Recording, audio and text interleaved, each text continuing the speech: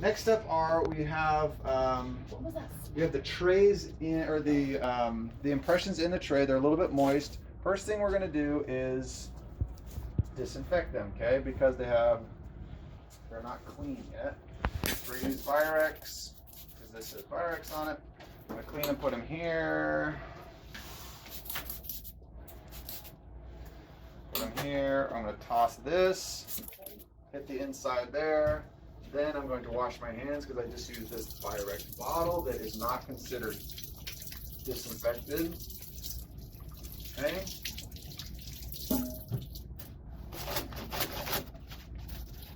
So now we have a setup that has now clean impressions, and we can work with them without contaminating stuff. If you forget to do that, no one will know, and people will assume that things in the lab are clean. So you bring it in. Dr. Fisher, this is mouthwash. Did you use this? This says Virex on It's Right? Right? If something says Virex on it and it's in the lab, you wouldn't want to assume that it's Virex. That is true. yeah. That is true. So, if you want to dry that off and write on there mouthwash, I will. and write on here Virex. Why is that in the bottle Because I'm anyway? not in here all the time. Why is that in the bottle anyway? I don't know. I think it's for spraying on mouth guards and other things that you're delivering, so they have a nice minty fresh taste. Nice minty freshness. Oh. When you're doing the final scrub down after you've done all the adjusting of them. Okay. It's nice. It gives them a little minty business. That's probably the only Sorry, minty mint yeah. that's in here. I'll That's fix the that minty for you. mint Yes. in dentistry. Okay, so now we've got these guys ready to go. So we're going to add stone to these and pour them up. Sorry. The amount of stone that we place in these depends on what we're doing with the final. Okay? Biggest mistake you can make is if it's going to be a denture, you don't pour up enough stone and you trim back too far. Okay? But if we're doing anything that has a suck down thermoforming, it's a night guard, it's a athletic mouth guard, EMAs, most of those, we don't need a lot of material. We just need enough material to get up to where the vestibule is at, and so that it's not too hard to pull out. So that is kind of trial and error, figuring out how much does it actually take to fill in this upper impression and the lower impression. And so I'm just making a guess here. I'm also going to use this little knife because it makes it a little easier. Okay. Stone incorporates about 1/3 of the amount of water that alginate does. So you're going to go mixing the stone, and you'll be like, this is super thick, and you'll add one more drop, and all of a sudden it's super runny.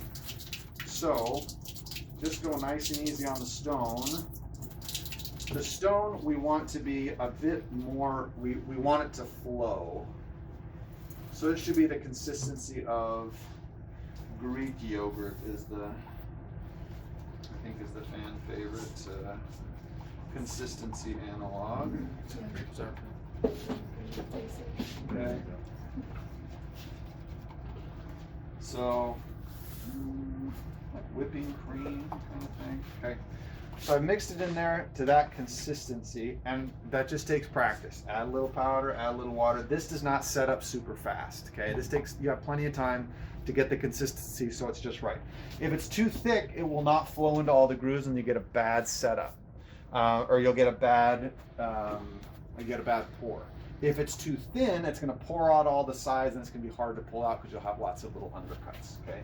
So be careful of that. So that thickness, it's gonna stay in place, but it still flows well enough. Okay, so I'm gonna press down, that allows the little bubbles of water to flow out the top. And you can see the little bubbles in there if you wanna come look. The little air bubbles that were incorporated in the mixing, they'll slowly raise to the top. We just wanna minimize air bubbles in the impression. Okay. Now we go to place the impression.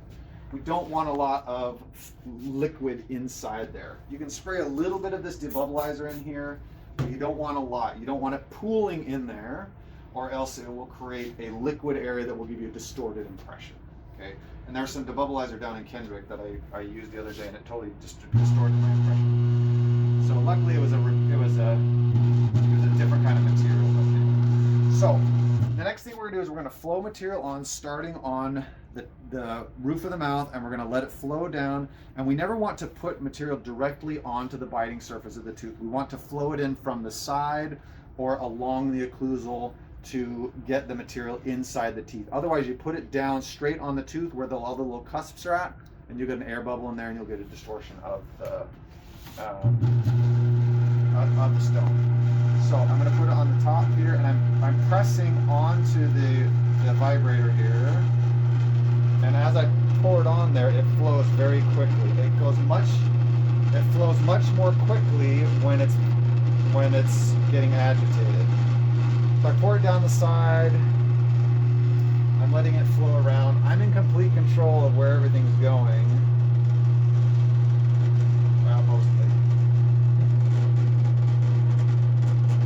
If you take a really good impression, this is easier. The worst impression you take, the harder it gets. Okay, I've gotten it down into all the grooves. I don't need to get it down any further down in there. So now the rest of it, I'm just going to tap it in to get it filled up to the vestibule. Any material that goes over the vestibule makes it harder to take it out of the pore. Okay, I'm going to set this over here, not quite so far over here, because this is vibrating the countertop, and if I set it right here, that's going to vibrate and pour all out the back. Okay. That is a hard lesson learned. You did that? Yeah, I was like, why does this keep going Everyone out? learns that lesson sometime. I love that. Okay, for this one, I don't need this tongue space, and so I kind of fold up a paper towel, pack it in there, so that I can just pour over the top of that, and then it's easier to retract. If I pour it out and stuff falls into where the tongue was at, then it locks in, makes it hard to pull out. It's a smart one right there. Okay, same thing, starting in the side, letting it flow from the side onto the occlusal surfaces. I'm not pouring it directly onto the occlusal surfaces. I'm pouring it in from the side and tilting this so that it wraps its way around. You can see some of that extra fluid is working its way out. And this one gets a little messy because it wants to pour off the back sides. Once I've gotten it down into all the occlusal surfaces, I can finish adding just by hand, and it's not as hard to get it in accurately. What I don't want it to do is I don't want it running off all the edges and left there. Okay.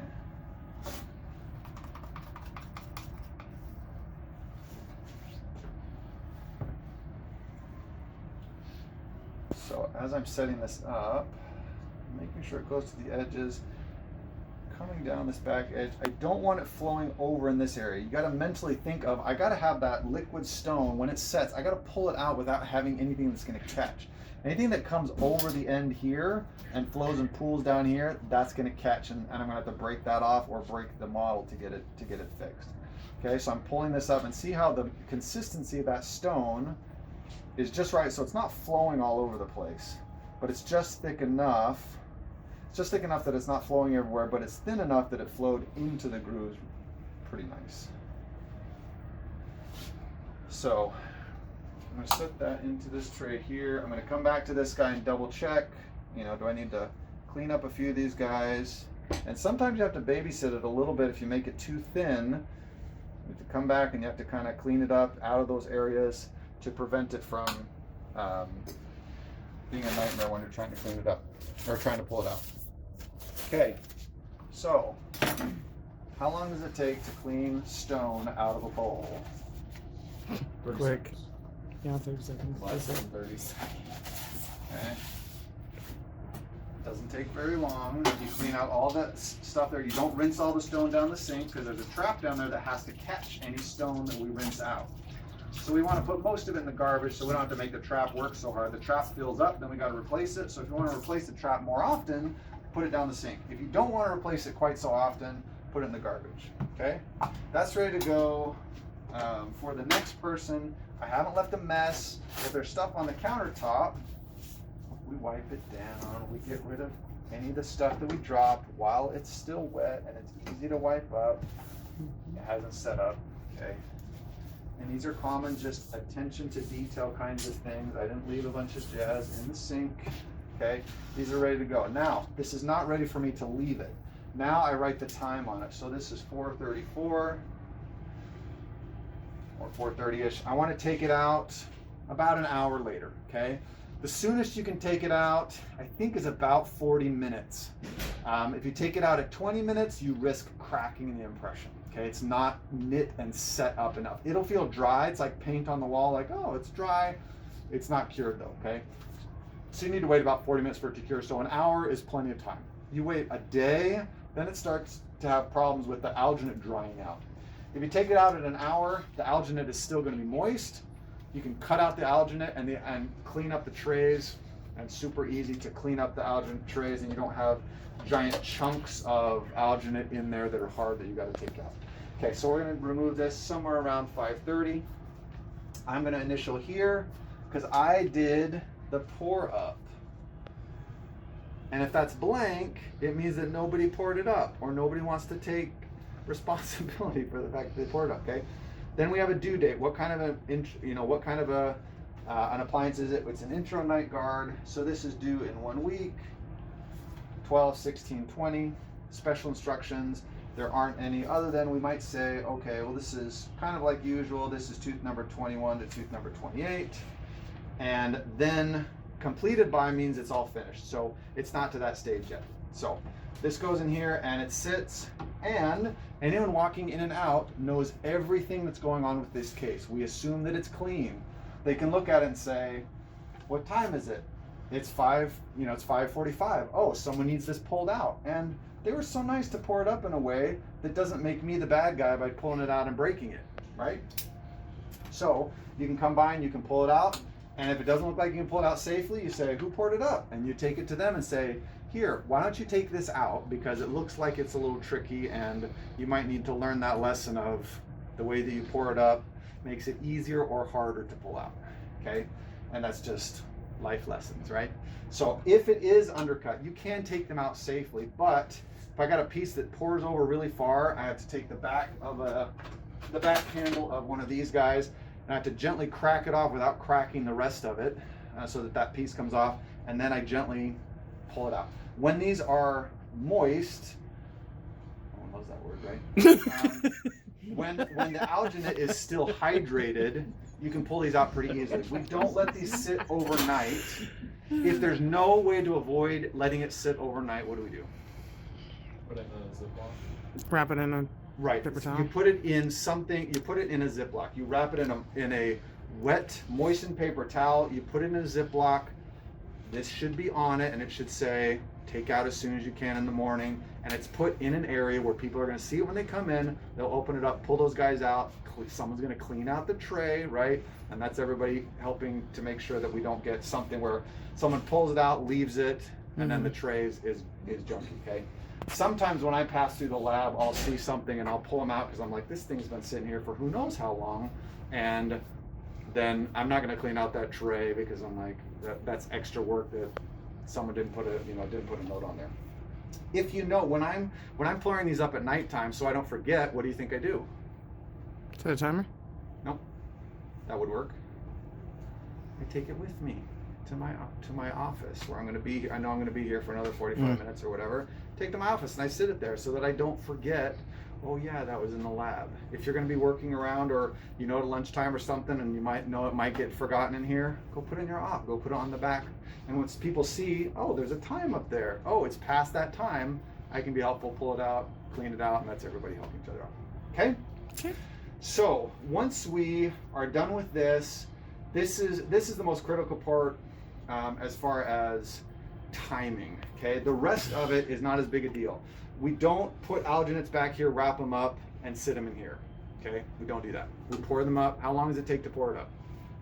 Maybe 5 minutes. Yeah. Okay, We don't have to make a big mess. We don't leave bowls with stone in them because I just didn't have 5 seconds to clean that out. I wanted to make sure someone had extra time that they could work on it or whatever. So we don't leave alginates that are, you know, if you're really slammed in your appointment, wrap it up, put it in a Ziploc, put it in an area where you'll know, okay, I need to pour this up at the next available moment that I have. In a Ziploc, they'll be just fine if you have moisture in the Ziploc. And Dr. Christensen recommends that you put it in a Ziploc without paper towel. Just put some water in there and not put it in with a paper towel because the paper towel fights for dragging out some of that water, okay? When we're doing it from just that room to this room, the paper towel keeps the air from drying it out. So that's a little bit different. But we don't put it in a bag because then they're kind of fighting over the moisture. So we don't put it in a bag with a moist paper towel. If we're pouring them up like this and we need to put them in a bag to be pulled out late, like tomorrow, same thing. Put a little water in there, zip it up. You don't need to put a paper towel in there. Okay? Make sure this is clean. Sometimes this gets gummed up and you can put a Ziploc over it. It's got a little rubber band. That works best. You know, this stuff here is that what used to be soft and dripped on it and nobody wiped it up. So if you can see it when it's moist, that's when you wipe it. Okay? All right. When was Tracy Weaver's placed in this impression? 1:30. Okay? And we know that because I did it. Because I went around and asked. So, and I'm not picking on Hayden in particular. It What just I'm- happened to come I'm right picking now. on Good job, Hayden. I'm picking on the fact that now you guys know the trick of knowing, oh, I know I can help someone can help me by me writing in the time. So Hayden wrote his name in. Everything looks great on here. But now you know that if you add that time and then someone can know, oh, I can pop by and take this out. So Right. as I look at this guy, I'm going to say, okay, what's really good about this and what could have been improved with the pour up? What do you guys think? What do you notice? The excess in the back. Okay, we've got some that drip down here. We've got some that drip down here. The top, not bad. It's probably a little bit more than we need. So as I go to try to take it out, this is locked in and this is locked in. Okay, so now we know that, okay, if I poured this up, what would you do differently next time? Now that you know, and that's what this training is all about. What would you do different next time? I'd probably scrape off the back so that I know that it's not gonna. get And blocked how in would there. you scrape that off? What kind of motion would you use? I usually take a spatula Mhm. and then I just go straight down like this. Okay. Yep. And the way that I showed you how to do, there's a couple ways. If there's too much, yep, you just scrape it off, carve it off. If you want to, if it's draining, kind of getting low, what I do is I just kind of tap or just kind of scrape it up and scoop it up and try to get it to sit back up on the top. Okay. Now for this one, we're to get this off, we're gonna have to crack off this edge without disrupting the an impression. Same thing here. So we're gonna crack this off. So I'm gonna show you that. And I'm gonna crack it, I want it to crack right on that edge. I don't wanna crack it up here, and if I do too much on the edge, I'm not gonna get enough of it. So I'm gonna crack it right on that corner without breaking the impression, right? Okay, it's that corner, that was a lucky little break there. Okay, and then I wanna crack it across here without cracking up too much by the tube. Okay, so now I can gently pull up, and I wanna pull up in a uniform direction. If you torque it too much, you can break teeth, or you can kind of disrupt the algae. But you want to just be pulling to where it's going to give you. If it goes a little more this way, go that way. If it comes a little more this way, just let it guide you as to what's the easiest way to get it out. Okay. All right. So the impression on this one, same thing. There's some improvements that can be done, and now you're like, okay, there's some tips and tricks of things I could do a little bit differently. So the first thing I'm going to do is I'm going to take this out, put it in here, and then what am I going to do? I'm going to clean the tray up, okay? The easiest way to clean these trays with all the perforations, you scrape off all the outside edge, because that's what's locking in the material from the outside to the inside. And where it's not dry, guess what? It's not too bad. If we would get this tomorrow, it would be less fun. Okay. See if I can get underneath it. Okay, and this is kind of a bigger spatula. there's smaller spatulas that we can use. Finish cleaning that out and scraping out most of that, and then we'll throw that in this guy. Okay, so I'll have Hayden finish that in just a little bit. All right, right after I pull it out, is now when to trim it, or should I wait? I would say you can trim it. And why?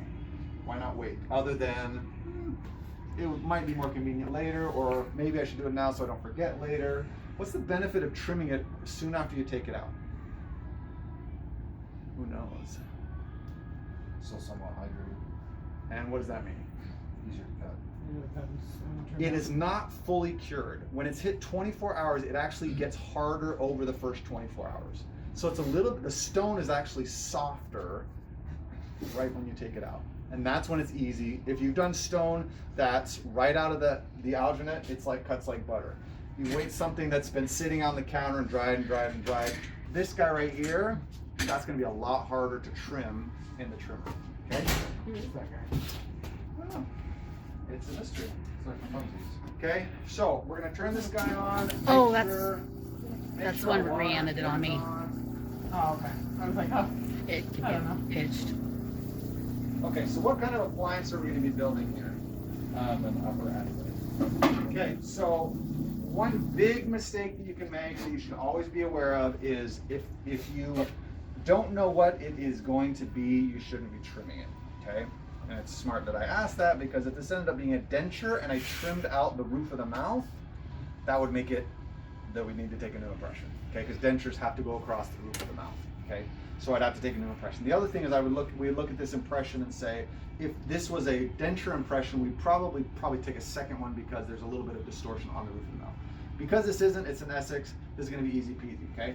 So the level that I want to trim this to is I want it to be flat on the bottom that's equal with the plane of the teeth. Why do we want those to be equal? Why does it not matter if it's a little bit further forward or to the one side or the other? The section. Why does that matter at all? I mean, you're not going to get proper suction if you're not.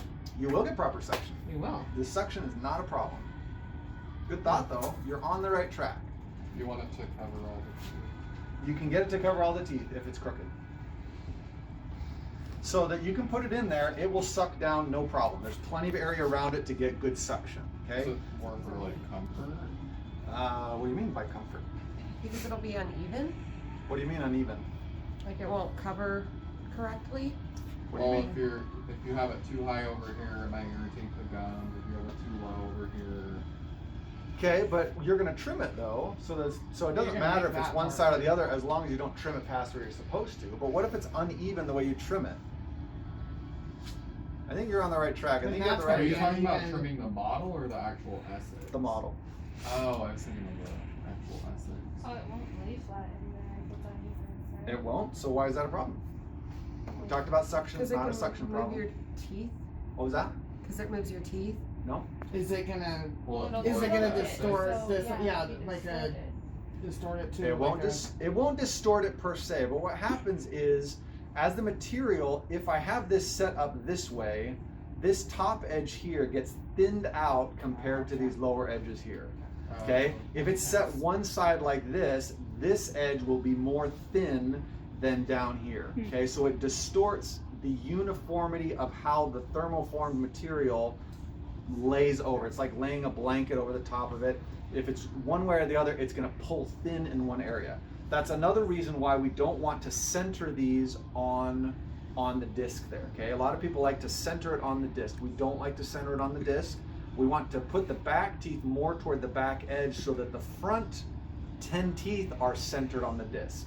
Because the center of the disc is where you're going to get the more thick material. If you push this so that the whole arch is centered on the disc, this side has to wrap all the way around those teeth, and these will be too thin in comparison. Okay, so that's another little nuance to that. But that's why we want this flat. When we're trimming it, we want it flat. First thing I do when I go to trim it is I get a basic flatness to the tooth, or to the arch. Turning on the water, obviously turning that and keeping this.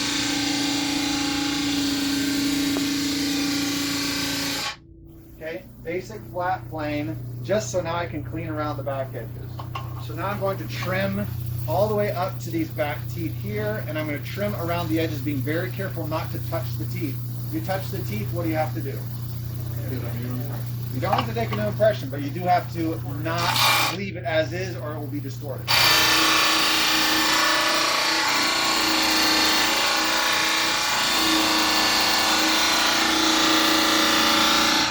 Okay, I got the back of it set so that it's nice and flat and flush. I'm going around without hitting the teeth.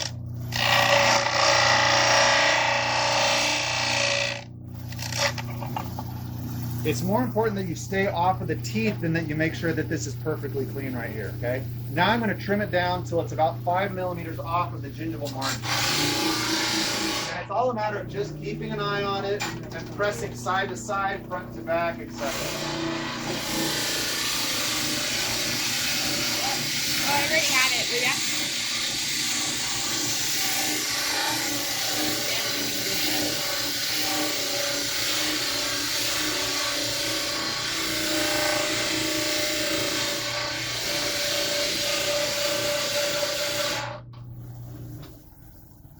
Okay. So I'm going to pop out some of those crumbles. All right, and that's the basics of what I do. After I'm done with this guy, make sure I turn off the water so it's not making a mess. And there's little stone dust on here. And I'm going to find this little scrubber. And I'm going to scrub off any of that little stone dust that's on there. If you're ready to thermoform right away, go to the air dryer and air dry this with a jet engine of air, and that'll dry this out super quick, and you'll be ready to thermoform right away. Okay, thermoform is a little bit of a different setup, but now this is all ready to go for the next step of thermoforming. Okay, so we've poured up a case. This is a lower arch with a different kind of alginate. This is obviously a blue. It's called Mimic, but I placed a paper towel in the tongue region there so that the material didn't drip down and cause some undercuts and whatnot. Also, you can see there's a little bit of drainage off the front there, not much on the back. This is an intro night guard, so I didn't even need to get the back teeth in there. All I needed was enough to build up so that I can grab onto and enough to go back to about the first molar. So when we're separating it, we're going to be looking for flexibility and mobility. I can tell that there's a little bit that went down on that back side, but as long as there's no undercut areas, I should be able to flex it and gently pull it until it wants to roll free. She's got a really tall vestibule, which means just the teeth all the way down to the bottom is just very, very tall. So that we're all obviously set for about an hour. There's a couple little bubbles where when I took the impression, that means that there's some air bubbles on the teeth, and then there's a few little voids here, which means that's when I put the stone in. There was a bubble that was caught when I poured it in, so I needed to be a little bit more meticulous there. The intro night guard is going to come from this premolar to this premolar, so I think we're in good shape there. Now what I'm going to do next is I'm going to trim the model here. I'm not going to show you that at this point, but I'm trimming and I'm going to put gentle pressure until I get the model trimmed to a few millimeters below the gingiva, and so that this sits flat on the countertop with the occlusal plane being fairly flat.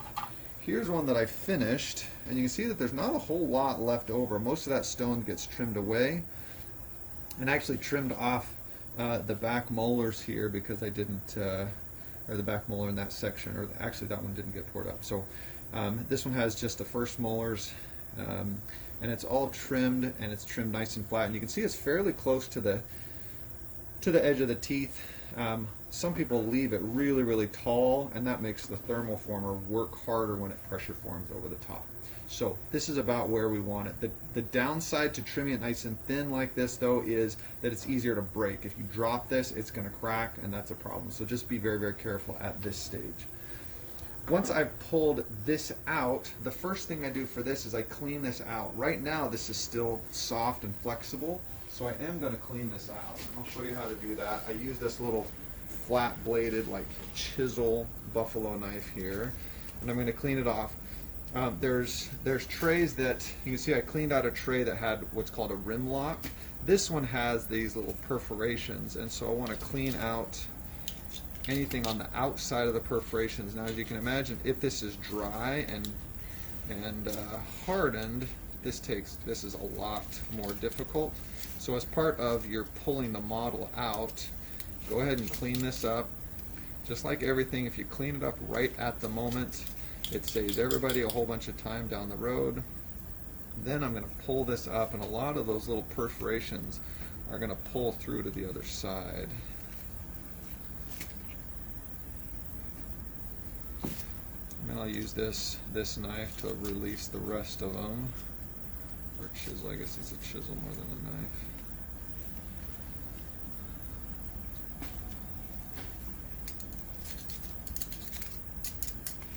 Okay. And then just remove 98% of what's remaining. And then the last little dregs, those will be softened up when we dip them into the tray cleaner solution. Okay, so that's all ready to go, and then nobody has to scrub too much on that. All right, so that's all ready to go. I'm going to trim this up to get a backup, and then we're going to move to the next stage, which is going to be the pressure forming. So we'll go to that. You can go ahead and stop it. Yep. So I'm going to go ahead and trim this so you can see it as much as you can. I'm using both thumbs. Okay, I did it.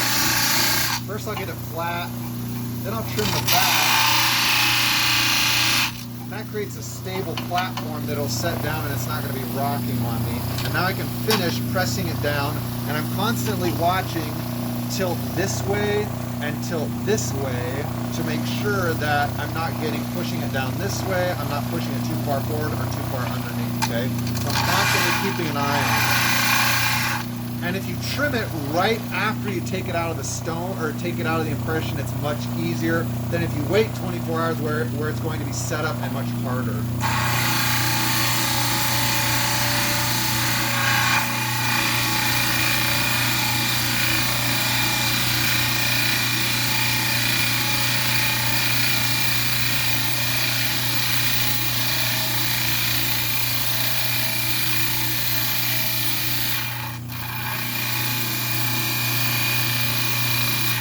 This one's starting to tilt a little bit this way, so I'm overcompensating by pressing on this side a little more.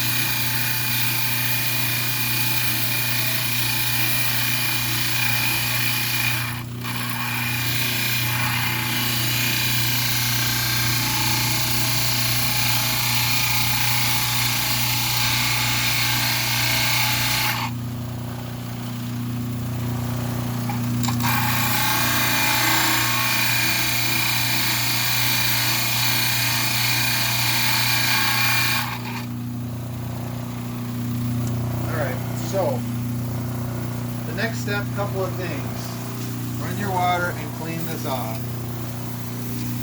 Just like everything, it's easier now when it's not dried off. It's easier to clean it at that point. Okay? Obviously turn it off. And now you want to clean this model really well. And to clean it, just use obviously gentle water. If there's little easy pieces to break off that aren't going to break the model, you can do that. And then use this little hand scrubber and just scrub off, because there's going to be a little bit of residue left behind with a kind of that slurry of stone. Okay, shake it a little bit dry, and then I'm going to air dry it.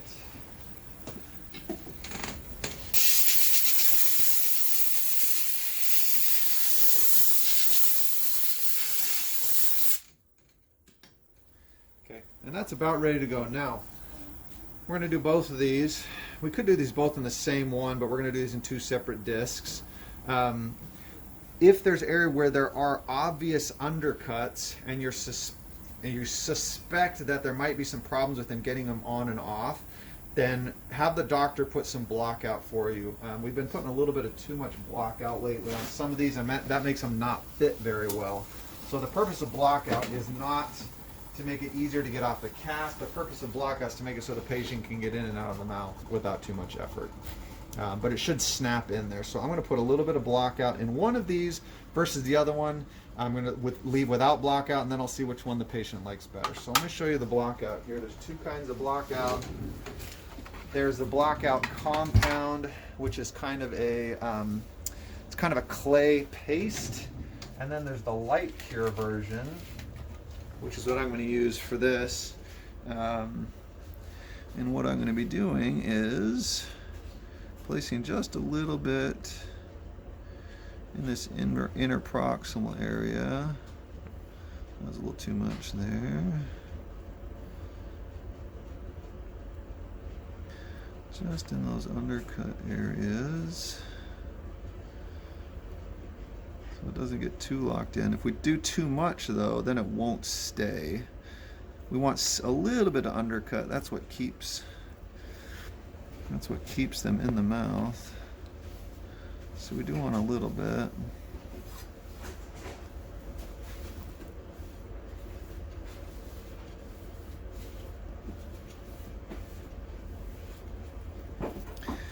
Doing a little bit. I'll use the blue material. If I'm using a lot, I'll use the more clay version.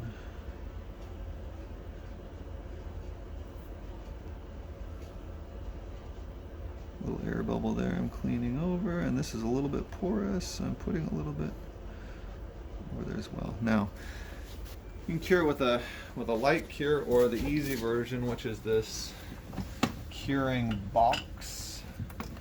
There's a little switch here that you make sure that's to the door, and then you turn this on and it will cure in there just like a light, just like a curing light. Okay, you can pause that.